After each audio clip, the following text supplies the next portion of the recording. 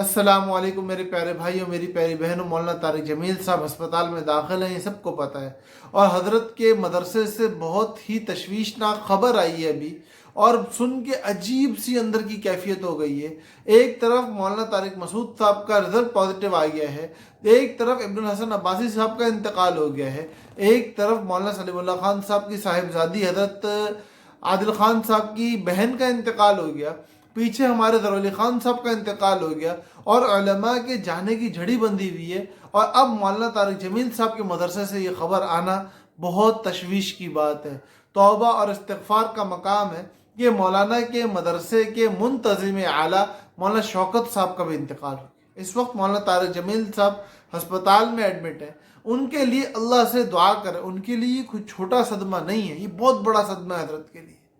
तो उनके लिए अल्लाह से दुआ करें कि अल्लाह पाक उनको इस सदमे से निकाले और आफियत के साथ अपने घर आने की तौफीक दे और इस उम्मत के लिए खैर का ज़रिया बनाए। मेरे प्यारे भाइयों, मेरी प्यारी बहनों, उलमा का इस तरह उठना कोई अच्छी अलामत नहीं है। यके बाद दीगरे हर दूसरे तीसरे दिन किसी न किसी बड़े आलिम दीन के इंतकाल की खबर आती है, उस आलिम दीन की जिसकी वजह से हज़ारों नहीं लाखों लोग इस्तिफ़ादा कर चुके और कर रहे हैं। जो लोग सारी उम्मत के लिए खैर और बरकत अल्लाह से मांगते हैं, वो लोग इस दुनिया से जा रहे हैं।